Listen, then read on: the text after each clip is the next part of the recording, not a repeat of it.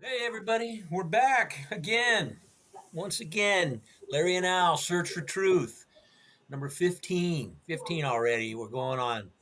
Um, so last time we were really talking a lot about the Super Bowl and Patrick Mahomes and the winner and just the whole idea behind his success, if you will. So I kind of wanted to switch back a little bit to our role and our relationship and our time together as teachers, educators in the in the realm of the classroom. And so I came up with I found a quote about being a winner as a teacher. And so I don't know who the author is because I couldn't find that, but it did say that every child deserves a champion, an adult who will never give up on them, who understands the power of connection and insist that they become the best they can possibly be. And I thought that's a really good quote. It kind of ties into our whole talk about optimism and the importance of instilling optimism and confidence and self esteem in our students. So, what's your thought about that as far as staying on again the topic of the success of a professional athlete and the importance of being a winner to support that success. What about as a teacher in instilling that in the students that they work with? What could be a message we could give teachers about that, the importance of that? Well, as an educator, and you hear me always talk about Mr. Catalina, Yes. okay, and he saw something in me that said that I got to let this guy go forward because he's going to be okay, and that's I kept that in my mind, and that's when I'm working when I started working with the high risk juveniles, particularly as an educator. That was how I set up the classroom. And if you remember how we got started, uh, uh, we were not. I don't think we were given Fs and we didn't give Fs and Ds. You know what I'm saying? Right. We did a well enough job of educating that people would be able to at least get a C in the class. You know what I'm saying? Uh-huh. Okay, and if they did below that, we gave them an opportunity to improve what they got. You see what I'm saying? Uh-huh. So if a kid got an F, if I ever gave out an F to a kid, he earned he earned it. Okay, he earned. Right. Right. Right. Okay, but out of my 39-year career as an educator, I don't even think I gave 10 Fs. Uh-huh. Okay, Right. because that's counterproductive. Okay, if a kid really deserved an F, what I used to do, I used to give them incompletes. You got what I'm saying? Yeah, right, right. And I say, okay, why did I get incomplete? Well, you didn't do the assignments in this particular area that everybody else did that you were required to do. Yeah. And I'm gonna give you an opportunity to change that to a passing grade. Okay? Mm-hmm. But think about this. We have to be creative as educators in helping students along. Okay? The one thing that we learn in terms of discipline, this type of student, is you could not punch them up against the wall with no way out. You got what I'm saying? Absolutely. Yeah. You always they always have to have a way out. You have to give them a way out. You can't Okay? box them in. Yeah. Okay? Because a lot of times they won't make the right decision. Okay? Well, that's a lot of reasons why they were there. Okay, they won't make the right decision, and you have to assist them in making the right decision. Okay, Which is definitely a big responsibility and a role for a teacher and an educator. Yeah. yeah. It had nothing to do with the money, the ADA. It had something to do with nurturing a young person who had the inability to make correct decisions at that particular time in their life. A lot of kids would make decisions that would, they say they make a negative decision for themselves that would hurt them for the future. Okay, and it just so happens that I go back to the reason why I chose you to help me in the program is because I saw you work with students, and I said, he's the kind of guy that I want to work with because he is student oriented. Okay, he's not gonna knock them out right away. Okay, Mm-hmm. okay. Think about this, Larry. How many kids, when we're working together, how many kids do you think we suspended? I would say a handful at the most. I can't even think of that many. I know there were I'm sure that Yeah. there Okay. where a kid might have done something where we didn't have necessarily a choice, or we had to follow some kind of ed code or Yeah. whatever. Yeah. We had to when I wrote a kid up. Okay, that means you did something. Okay, Right. and not chewing gum, not being late to class, not talking back. You got what I'm saying? If you got to a fight in the classroom, you in trouble. Yeah. Okay, Yeah. okay. Hmm. If you were bullying somebody, you're in trouble. You got what I'm saying? Right. And those are the things we had to pay attention to. Hmm. Okay, Hmm. and that was our responsibility. And you have a classroom, and it's our responsibility to protect all students from harm. Right. Yeah, you talk about writing up students, and before I became a teacher, and same as worked in the correctional facility as a counselor, as a tender of the youth that were incarcerated, and there were coworkers and people that spent their whole shift writing kids up, Yeah, writing reports, 7, 8, 9, 10 reports in an 8-hour shift. I bet I didn't write 8, 9, or 10 reports in a year. It was more like if it had to be documented, I wasn't opposed to that, and I knew my job, but it was more like what they just did or what they didn't do. You would sit down with them, you'd chat with them, you'd talk with them, you'd work it out, you'd use that as a teaching moment. I guess looking back, that's where I found my natural path as a teacher. That's yeah. how I looked at things. It wasn't about you know punishment and being punitive. It was about, hey, let's really look at this. Let's really think of a different way to approach this, and maybe look at your consequences and think Or what about I learned, because I used to be the shift leader in juvenile hall, and I had to write the end of the shift notes. You know what I'm saying? logbook, right? And the log notes, okay? And if I mention a kid's name, I had to I had to write an essay. I mean, I had to write an incident, what happened, and what blah blah blah. Hmm. But as an educator, we had a little bit of leeway, okay? Because just think about you think about when I'm watching these little things on the YouTube about how police stop somebody, and the next thing they know, that person is dead. Okay, off of a simple traffic violation. Okay, well I told you to get out the car. Okay, you didn't do what I tell you to do. I'm going to arrest you. I'm going to do this. I'm going to do that. Okay, but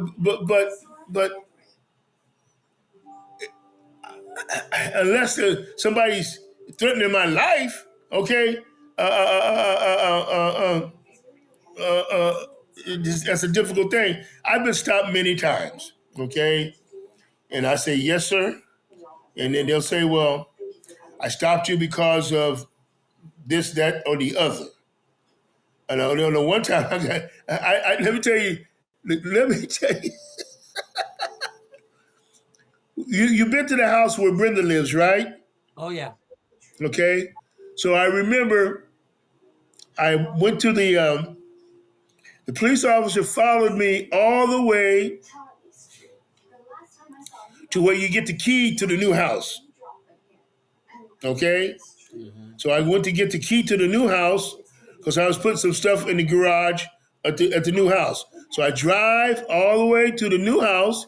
He follows me, okay? And then I go back, turn the key in, and then I drive out, go down to La Palma, and turn right on the Imperial Highway. Now, this is 40 some years ago. And he stopped me. And he said, you know what he said to me? He says, the reason why I stopped you, because there's a black guy going around raping white women in the neighborhood. And I said, well, officer, you followed me all the way from his point to this point, and I told you, I'm on my way to Brea to my brother-in-law's house. Okay? But see, that's the kind of narrative that they started out with, okay? And what do you say? You got what I'm saying? Now, this is 40-some years ago. This is 1977, okay? I was going to say, And he followed me all the way around. Now, truth be, if he says that that's what happens and I fit the description of that guy, I'm in trouble. You got what I'm saying? Whoever that guy is, okay? But what he didn't know was that I was the only black guy, we were the only black family in that environment. Right. Okay? Okay? I mean, this is what happens to the young black guys who get stopped by police who have an issue. Okay? Now, like when I used to live in Fullerton, and the police officer stopped me, and wherever I used to live, even like here, I'm always the only black person that lives there. You got what I'm saying? Mm-hmm. And he stopped me, and he says, well, what are you doing in this neighborhood? Okay, and it was like 11 or 12 o'clock at night. And I was coming from the casino, okay? And I said, sir, I live here. And I said, if you follow me, I'm going to open up my garage door, and I'm going to go in my garage door. Is that okay?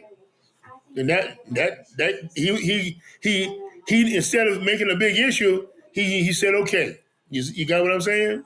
Mm-hmm. And see, Larry, I'm going to ask you a question. Have you ever been stopped because you fit the description? No. Of anybody? No. Okay. Have you been stopped for a traffic violation? Yeah. And what did they tell you? Well, I would just say, what, yes, sir. What did I do, or what do you need, or whatever. I would just. Okay, but have they? Wait a minute. Listen to me, Larry. Have they ever said you fit the description of somebody doing this, that, or the other? No, never heard that. Never. Okay. I'm almost 80 years old, Larry. Okay? And I'm very careful where I go and what time I go there. Right. Okay? I live in Yorba Linda, and I don't go nowhere at night unless I'm accompanied with somebody else. Yeah. You got what I'm saying? Can I relay a story that you told me a while Sure. back, and you correct me or put it the accuracy on it, but was about something about you. I think you went to the dentist or you went to the doctor and you needed to get some medication, and they said you need to go to the pharmacy and get the medication that I have prescribed for you, and you said no, I can't do that. You remember that story you were Yeah. telling me? Yeah, that was about 2 years ago. Yeah, pick it up from there, and you tell me Well, what I went exactly. to my doctor prescribed me the medication, and I said no, I can't go in there unless I have somebody go with me. Okay, Right. because there's not with people. There's not that many black folks live in Yorba Linda. Okay, Right. and from my experience, okay, I remember one time I went to a Kmart with my granddaughter. and she wasn't grown then. She was like maybe 16, 17, 18, somewhere around there. Mhm. And and people were just looking and looking and looking. And my granddaughter is Hispanic, okay? And they were looking and looking, and they were asking, "Who? Are you okay, baby? Right, right. Are you all right? Who is this guy?" Mhm. And she would say, "That's my grandfather." Oh, okay. Mhm. Oh man. Okay? So you got to be careful. And this is why I told you early on that I would love to come to your house and everything like that and sit down and sup with you and do those kind of things. But the climate of the day does not make it good for you. Okay? Because I leave there, I'm not going to have a problem. Okay? But you still have to deal with your neighbors. You got what I'm saying? Right. And I would be very selfish to do that to you. And the point that comes to my mind in that conversation is I don't think that way. I never thought of that until you presented it to me, and it makes me take pause and think. I understand what you're saying, but it's not something that I guess as a white person that I would have had to even consider. Um, and the same going to your house. I don't even think that way. But Okay, coming to my house is no naive, problem. that must be naive then to even or really being like I said, naive and not knowing that's a reality. What you're saying is a reality. It's a truth. It's a Okay, truth. Larry, you remember I used to tell you I can protect you Right. but you couldn't protect me. And you said that to me many times. And I would take it and I would listen and I would try and understand it, but I'm understanding it more and more now than I did back then when you used to say that. Because I would say maybe I didn't even agree with you. But I didn't really understand your point. But I'm seeing it more and more. And I again, just saying about visiting me where I live and then the impact that could have on me, not you, but me. And I never even think about that. But that's probably something I should think about. I don't know. I mean, You that's remember as far as okay, that's the climate of the day. That's where we are today. okay, you remember when they split us up and Yeah, they wanted to do the audit and yeah, they didn't want to keep the program. You got what I'm saying? right. Okay, I said, well, let Larry do the program and I'll go wherever, I'll go somewhere else. And they said, no. Okay. And where did they send you from there, Larry? Where did you go from there? I ended back at YGC at Rio Contigo School there. Yeah, yeah, Okay.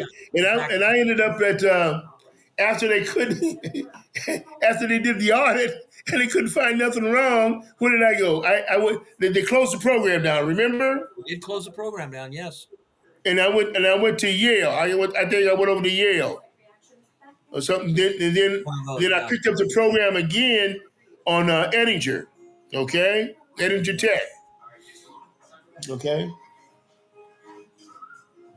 But we have to be, we have to be conscious of what the climate is of today, and it is it reminds me of the 50s and 60s, okay, where right.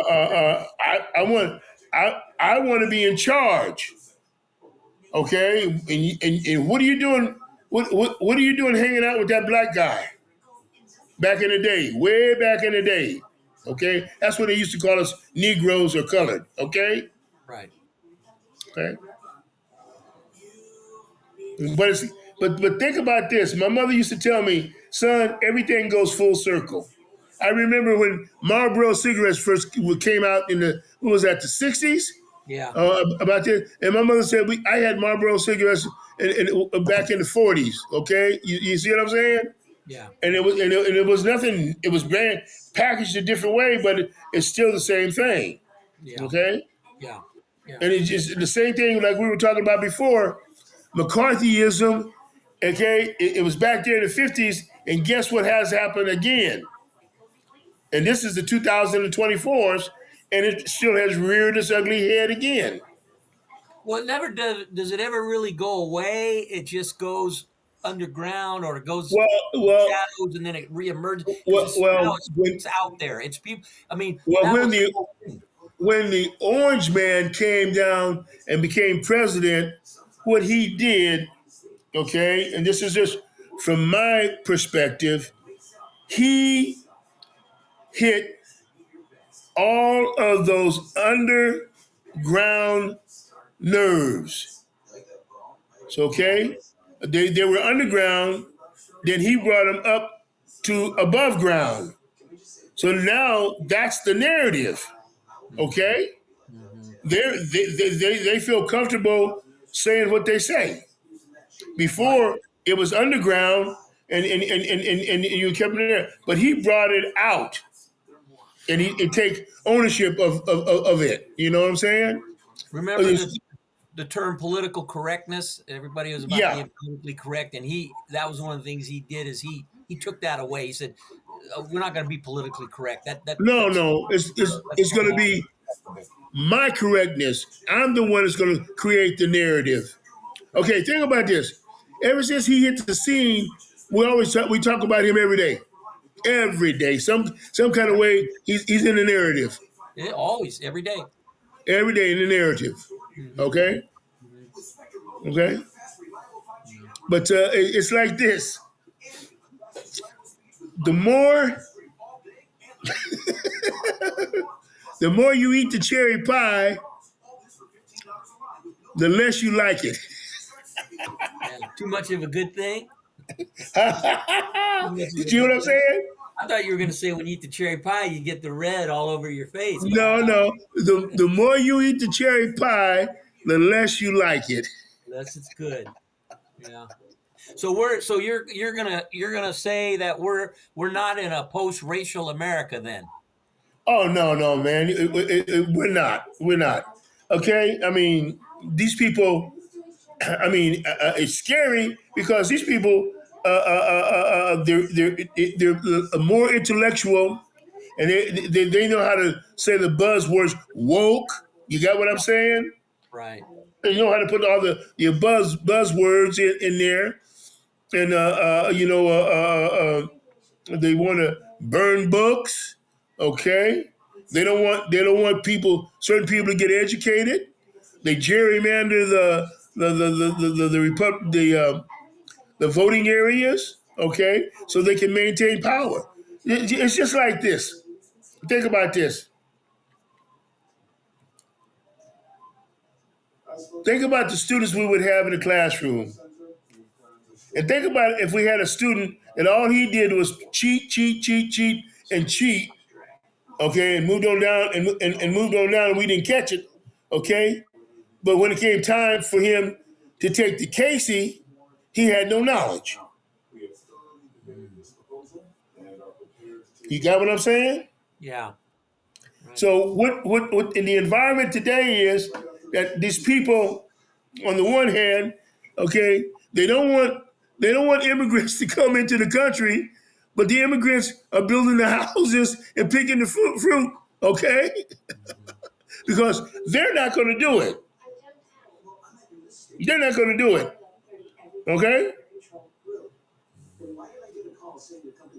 Mhm. You get okay, and they get mad because they're losing money because they don't have the immigrants to come in and pick and build. Yeah. Mhm. Mhm. You catch the point I'm making? Right. Oh yeah. No. I mean that's a yeah. That's definitely the case. I was thinking about what you were talking about. So is there a war on wokeism? When's the last time you heard woke? Tell me when's the last time you heard woke? You probably heard it sometime today, yeah, somewhere. It's everybody's No, about anti-wokeism. DeSantis wore it out. He wore woke out. Okay, he So got that's being he out. he got That's being he played got out. called out on woke. Okay, Right. okay, and then it doesn't mean anything. Hmm. Okay, what it really means is that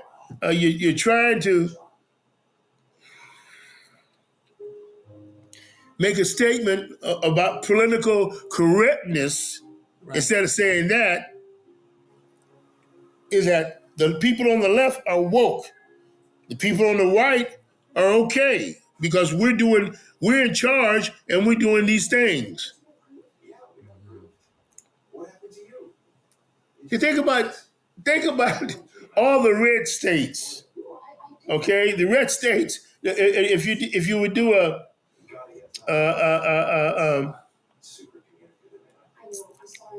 analysis of academics, economics, and you find out where all these red states fall.